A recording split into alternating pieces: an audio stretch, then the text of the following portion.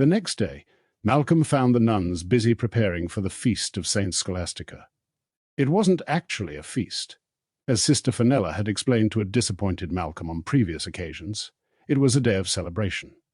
But that meant long services in the oratory, rather than well-filled tables in the refectory. However, Lyra obviously wasn't expected to sing and pray with the sisters, and equally obviously couldn't be left untended while their hymns and psalms and prayers ascended into the infinite. So Sister Fenella was excused the duty of praising the dead saint and detailed to look after the baby while she prepared the evening meal. Malcolm came into the kitchen just as the old lady was putting a lamb stew to simmer on the range. Pantalaimon, the baby daemon, set up a brisk chirruping, and Malcolm moved closer so that Asta could perch on the rim of the crib and change into all the birds she knew, one after the other, making Lyra and her daemons scream with laughter, as if it was the funniest thing in the world. "We haven't seen you for a day or two, Malcolm," said Sister Fenella. "What have you been up to?" "Lots of things." "Sister Fenella, will Sister Benedicta be able to see me after the service?" "Not for long, dear. This is a busy day." "Can I tell her anything for you?" "Well, I've got to warn her, but I can warn you as well, because it's for all of you." "Oh, dear. What are you warning us about?" She settled on her stool and drew the nearest cabbage towards her on the table. Malcolm watched her hands, and the old knife unhurriedly shredding it, setting the outside leaves and the heart aside for stock, and reaching for another. "You know the river's been high," he said. "Well, everyone thinks that it'll go down. Now it's stopped raining, but the rain is going to come back and the river's going to flood more than it's done for years." "Really?" "Yes. Egyptian man told me. And they know the river, Egyptians. They know all the waters in England. I just wanted to make sure Sister Benedicta knew, so she could make everything safe, especially Lyra. 'Cause you're low-lying here on this bank. I told my dad, and he said you could all come and stay at the Trout, only it probably wouldn't be holy enough." She laughed and clapped her old red hands. "I've told other people," Malcolm went on, "but no one believes me. I don't think. I wish you had some boats here. If you could float, you'd be all right in a flood, but we'd all be carried away," said Sister Fenella. "But I shouldn't worry. We had a big flood 50 years ago. I was a novice, and all the garden was under water, and it came right in, and the ground floor was 3 or 4 inches deep. I thought it was marvelously exciting, but the older nuns were distressed, so I didn't say anything. Of course, I had nothing to be responsible for in those days, and it soon went down again. So I shouldn't worry too much, Malcolm. Most things have happened before, and we're all still here, by the grace of God. There was something else I wanted to tell Sister Benedicta," said Malcolm. "But maybe it'll wait till tomorrow. Is Mr. Taffhouse here today?" "I haven't seen him. I heard he wasn't well. Oh, I was going to say something to him as well. Maybe I could go and see him, but I don't know where he lives. Neither do I. I'll have to see Sister Benedicta after all then." "When do they finish worshipping?" It turned out that the long service finished in 20 minutes' time, which gave the sisters an hour for recreation and exercise, or for getting on with their work in the garden or with the embroidery needle, before sitting down to eat. Malcolm decided to fill the time by teaching Lyra how to talk. "Now, Lyra, see, I'm Malcolm." "That's easy to say. Go on, have a go, Malcolm." She stared at him solemnly. Pantalaimon became a mole and buried himself in her blankets, and Asta laughed. "No, don't laugh," said Malcolm. "Try it, Lyra." "Malcolm." She frowned and dribbled. "Well, you'll get the hang of it eventually," he said, patting her cheeks dry with a tea towel. "Try, Asta. Go on." She watched him cautiously and said nothing at all. "Well, she's very advanced for her age anyway," said Malcolm. "It's really clever for her daemon to be a mole. How'd they know about moles?" "That's a mystery," said the old nun. "Only the good Lord knows the answer to that. But that's not surprising, because, after all, he created everything." "I remember being a mole," said Garant, her old daemon, who normally said very little and just watched everything with his head to one side. "When I was frightened. I used to be a mole. But how did you know about moles? Said Malcolm. You just feel mole-ish, said Asta. Said Malcolm. Look, he's coming up again. Pan, no longer a mole but now a rabbit, emerged from the blankets, very close to Lyra, for safety, but very curious. Tell you what, Lyra, Malcolm said. You can teach Pan how to say Malcolm. The baby and the daemon gabbled cautiously together. Then Asta became a monkey and stood on her hands, and they both laughed. Well, you can laugh, even if you can't talk, said Malcolm. I expect you'll learn soon. What about Sister Fenella? Can you say that? Sister Fenella. The little girl turned her head to Sister Fenella and gave a broad, happy smile, and her daemon became a squirrel like Geraint and chattered with glee. She's really clever, said Malcolm. He was full of admiration. At that moment he heard a stir of talk in the corridor, and the kitchen door opened to let in Sister Benedicta. Ah, Malcolm, I wanted to talk to you. Glad you're here. All well, sister, she meant. All well with Lyra. But she didn't really listen to the answer. Another nun, Sister Katerina, was coming to keep an eye on the baby while Sister Fenella went to the oratory for a private service of her own, or so Malcolm gathered. Sister Katerina was young and pretty, with large dark eyes, but she was nervous, and she made Lyra nervous too. The baby was really only perfectly happy with Sister Fenella. Come along, Malcolm, said Sister Benedicta. I want a quick word. It didn't sound as if he was in trouble. It wasn't that kind of summons. I wanted to tell you something too, sister, he said as she closed the office door behind them. In a minute. You remember that man you told me about? With the three-legged daemon? I saw him the other night, said Malcolm.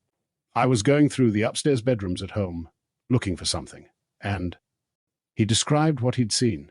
She listened close, frowning. A broken shutter? No, it's not broken. Someone forgot to close it. Never mind that. You saw what he was doing to his daemon. Clearly the man is mentally ill, Malcolm.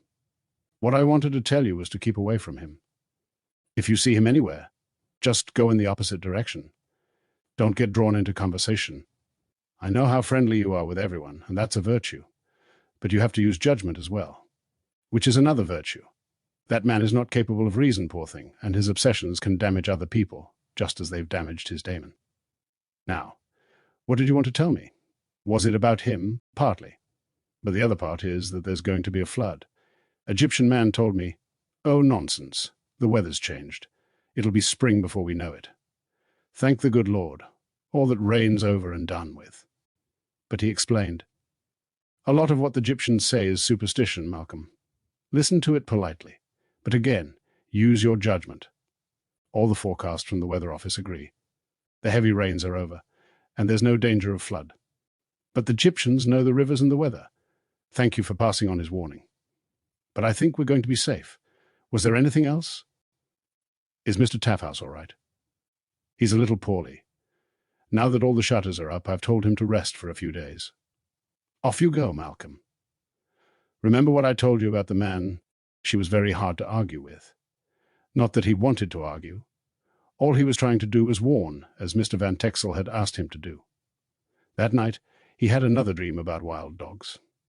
Or perhaps it was the same dream. A pack of wild dogs, all kinds of dogs, running with furious speed across a bare plain this time, intent on hunting and killing something he couldn't see. And he was relishing it. It was frightening and exciting at the same time, and he woke sweating and breathing fast, and lay holding tightly to Asta, who, of course, had been dreaming the same dream. He was still thinking about it when they got up much later to go to school. Having had no success at warning the nuns about the flood, Malcolm tried with his teachers. He had the same response. It was nonsense. It was superstition. The Egyptians knew nothing, or they were up to something, or they weren't to be trusted.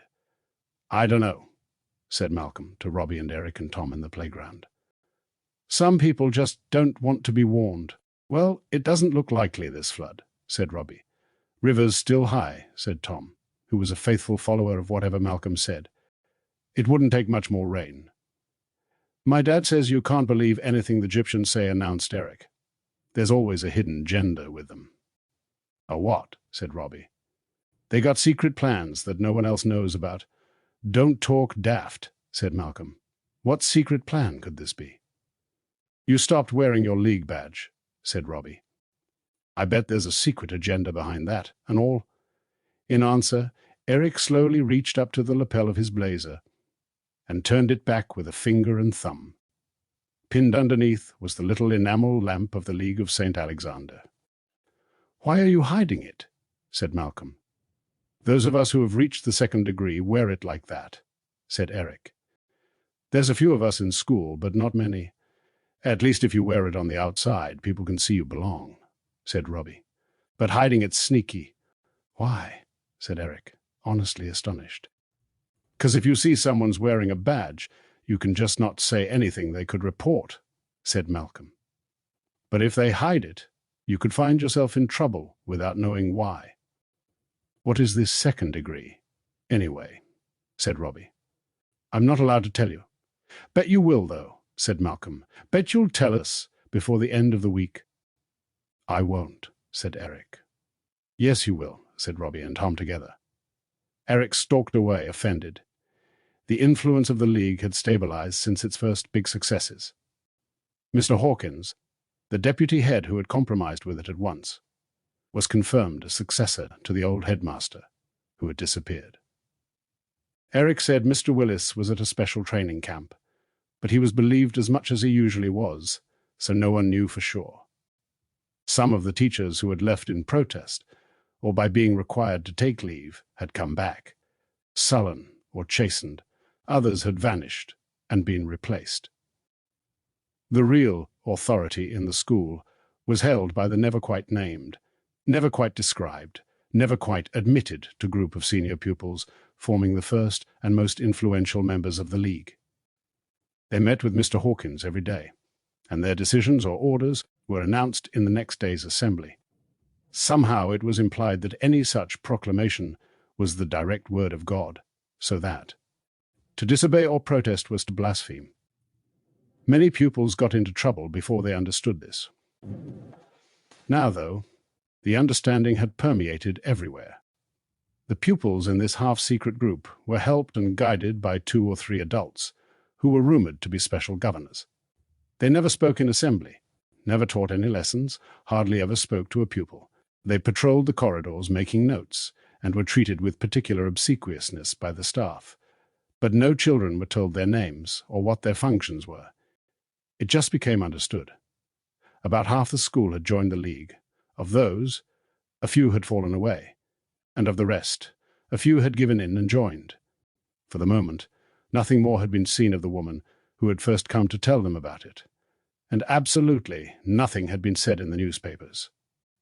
You could spend quite some time in the school and never hear it mentioned, but all the same, its existence became known to everyone.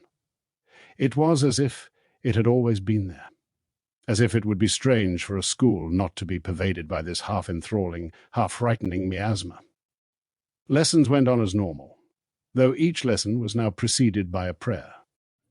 The pictures that had hung in the corridors and classrooms, mostly reproductions of famous paintings, or paintings of historical scenes, had been taken down and replaced with posters bearing quotations from the Bible in rather hectoring color. Few pupils were openly naughty anymore. There were fewer fights in the playground, for instance, but everyone seemed guiltier. On Saturday, Malcolm took La Belle Sauvage for her first extended trip since Mr. Van Texel had brought her back. It was just as the Egyptian had said. The little craft was stiffer, more responsive, and very much slippier through the water than she'd ever felt before. Malcolm was delighted. He thought he'd be able to paddle for miles without tiring, and camp anywhere, more or less invisibly, and altogether own the water in a quite new way. "When we need a big boat," he said to the kingfisher-formed Asta, as she sat on the gunwale beside him, "we'll go to that Egyptian boat builder, and he can make it for us." "How will we find him? And what would it cost?" "Dunno. We could ask Mr. Van Texel. How we find where he is?" "Dunno that either." "I wonder if he was a spy," Malcolm said after a while. "I mean Oakley Street." Asta didn't reply. She was gazing at a small fish. They were on the canal now, which was high itself, but stiller than the river, of course. Malcolm could feel his daemon's eagerness to plunge into the water and catch the fish, and silently urged her on, but she held back. They tied up the canoe in their usual place, and the chandler promised to keep an eye on her, and soon they were in Cranham Street. "What's that?" said Asta, as soon as they turned the corner. A grand gas-powered vehicle was standing right outside Dr. Relf's house. Malcolm stopped to look at it. "She's got a visitor," said Asta. "A jackdaw now. Maybe we should wait. Don't you want to see who it is? Sort of. I don't want to get in the way, though." "It's them who's in our way," said Asta. "She's expecting us. We always come at this time. No, I got a feeling. It was the grandeur of the vehicle that disturbed him. It didn't fit with his knowledge of Dr. Relf. Still, Asta was right. They were expected. "Well, we'll just have to be polite and keep our eyes open," he said. "Like proper spies." "We are proper spies," said Asta. There was a chauffeur with a short pipe in his mouth who was lounging outside the car. He gave them an incurious glance as Malcolm rang the bell. Dr. Relf, looking a little bothered, opened the door. "We can come back later, if—" Malcolm began, but she shook her head firmly. "No, Malcolm, come in," she said, and Jesper murmured, "But be careful, only just loud enough for them to hear." Then louder, she said, "My visitor's just going—" Malcolm stepped over the sandbags, and Asta became a robin, and then changed back to a jackdaw. Malcolm was completely at one with her uncertainty, but thought, stay like that, when she was in her dusty black feathers. And he assumed an expression of dim and mild agreeableness, the next best thing to being invisible. It was as well he did. In the sitting room, Dr. Relf said, "Mrs. Coulter, this is my pupil Malcolm." "Malcolm, say hello to Mrs. Coulter." The woman's name hit Malcolm like a bullet. This was Lyra's mother. She was the most beautiful lady he had ever seen, young and golden-haired and sweet-faced, dressed in grey silk and wearing a scent, just the very faintest hint of a fragrance, that spoke of warmth and sunlight and the south. She smiled at him with such friendliness that he was reminded of that strange moment with Gerard Bonneville. And this was the woman who wanted nothing more to do with her own child. But he wasn't supposed to know that, and nothing would have made him admit that he knew anything about the baby. "Hello, Malcolm," she said, and held out her hand to shake. "And what's Dr. Relf teaching you?" "The history of ideas," said Malcolm stolidly. "You couldn't have a better teacher." Her daemon was disconcerting. He was a monkey with long golden fur, and if there was an expression in his black eyes, it was unfathomable. He sat perfectly still on the back of her armchair, and Asta, who, out of politeness, would normally have flown across to say good day, felt repelled and frightened, and stayed on Malcolm's shoulder. "Are you a scholar too, Mrs. Coulter?" Malcolm said. "Only an amateur. How did you find a teacher like Dr. Relf?" "I found a book she'd lost and brought it back. Now I borrow books from her, and we talk about them," he said in the sort of polite, neutral tone that he used with customers in the Trout, whom he didn't know very well. He was hoping she wouldn't ask where he lived, in case she knew where Lyra was and made the connection. But hadn't they said she had no interest in the child? Perhaps she didn't know and didn't care. "And where do you live?" she said. "Down St. Ebbe's," he said, naming a district in the south of the city, and surprising himself by saying it so calmly. The golden monkey stirred but said nothing. "And what do you want to do when you grow up?" Everybody asked that. But somehow he expected something more interesting from her. "I don't know, really," he said. "Maybe work on the boats, or the railway. I expect the history of ideas will be very useful then," she said, smiling sweetly. That was sarcastic. He didn't like it, so he thought he'd disconcert her. "Mrs. Coulter," he said, "I met someone the other day who was a friend of yours." Asta could see Jesper's eyes widen. Mrs. Coulter smiled again, but differently. "I wonder who that was," she said. "I don't know his name. He came in our pub. He was talking about you. His daemon's a hyena with 3 legs. That was a horrible shock for her." Malcolm could see it, and Asta could see it, and Dr. Relf and Jesper could see it too. But all that happened was that the golden monkey leaned forward and put both paws on Mrs. Coulter's shoulders and the faint pink left her cheeks. "What an extraordinary thing," she said in the calmest tone in the world. "I'm sure I don't know anyone like that. And what pub is this?" "The Scrivener's Arms," said Malcolm, certain that there was no pub of that name anywhere in the city. And what was he saying? Just that he was a friend of yours and he was going to see you soon. I don't think many people believed him, actually, because he hadn't been in before, and no one really knew him. "And do you spend a lot of time chatting in the bar to strangers?" The colour had come back to her cheeks, but where it had been a delicate flush before, it was now a small fierce spot on each cheekbone. "No, I just help out in the evenings," Malcolm said in his most equable tone. "I hear lots of people saying all sorts of things.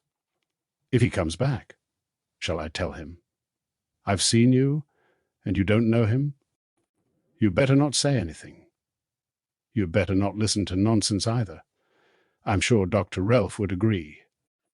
Malcolm looked at Dr. Relf, who was listening wide-eyed.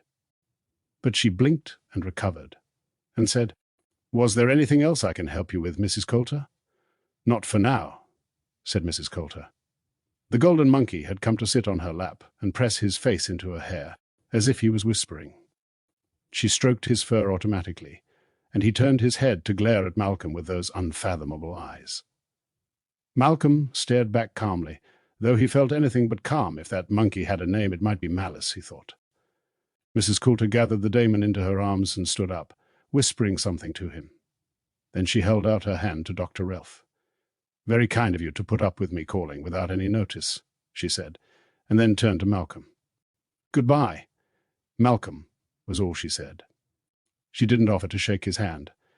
Dr. Relf showed her to the front door, helped her on with a warm fur coat, and saw her out. Malcolm watched through the window as the chauffeur stood up straight and bustled around being useful. "Well, what did you say that for?" said Dr. Relf as the great car drew away. "I didn't want to tell her where I lived. But the man with the hyena Damon, why on earth? I wanted to see what would happen." "Malcolm, that was very reckless." "Yes, but I don't trust her. I wanted to shake her a bit, and I thought that would work. It certainly did." "But did he say anything about her? Did he say he was a friend?" Malcolm told her what Alice had said about Bonneville. "I just thought," he added, "if she was meaning any harm to Lyra, it might frighten her a bit." "It frightened me," said Dr. Relf. "But tell me again, he said what?" "He said he was Lyra's father." "Thank goodness you didn't tell her that. I wouldn't be that silly," said Malcolm. "No, I need a cup of tea. Let's go in the kitchen. What did she come here for?" said Malcolm, sitting on the kitchen stool. "Well," she said, "to ask about Lyra." "Really?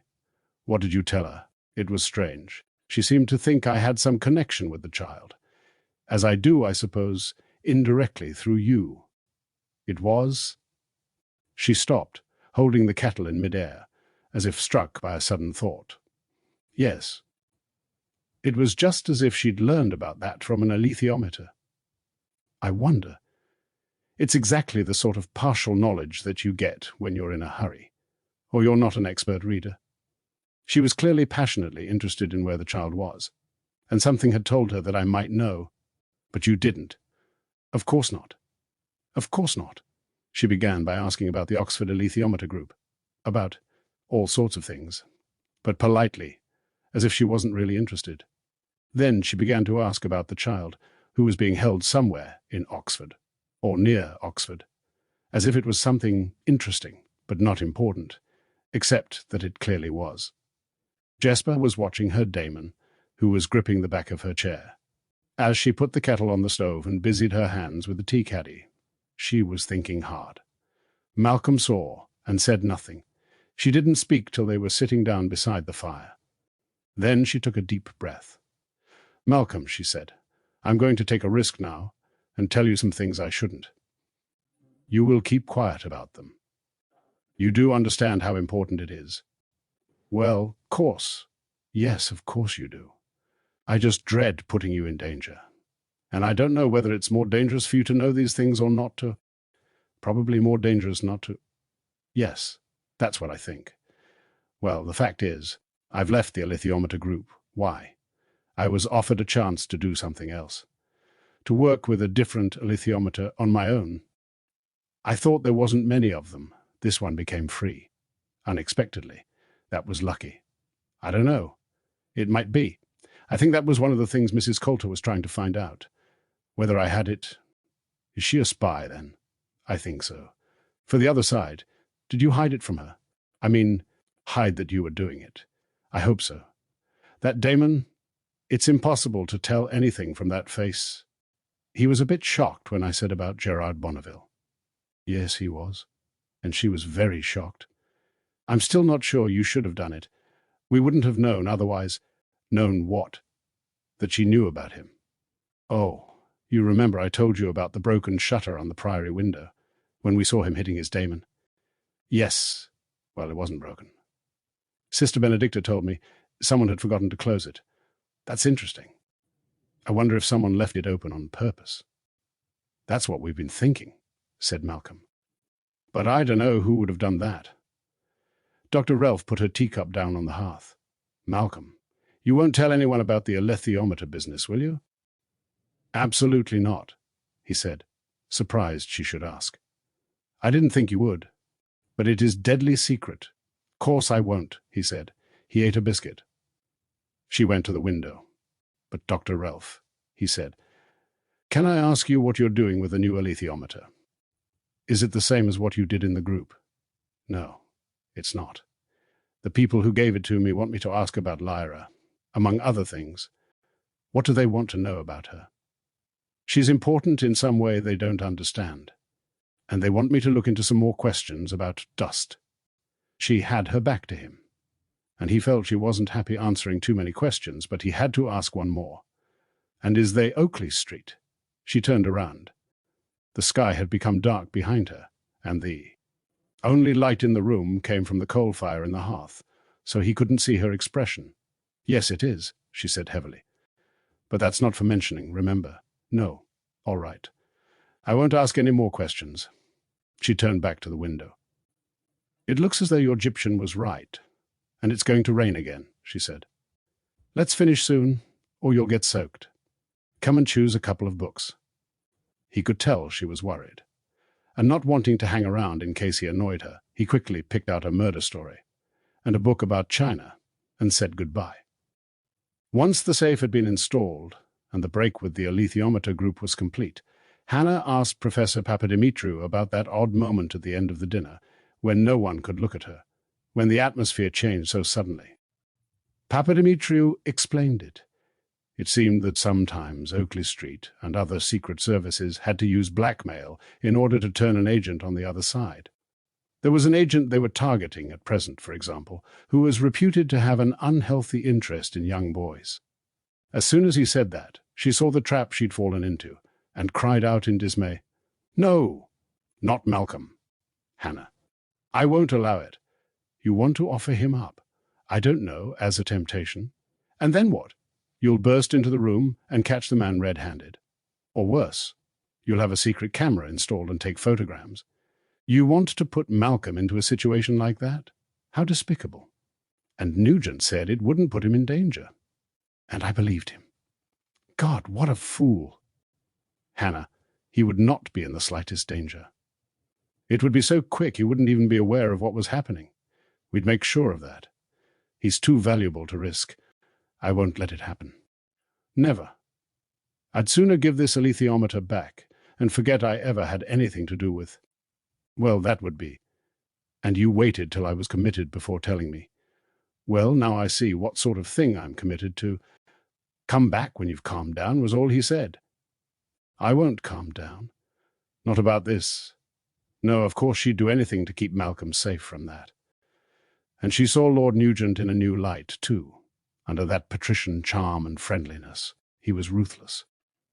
All she could do was ask the alethiometer about it, and make what sense she could out of the swings and pauses of the silvery needle.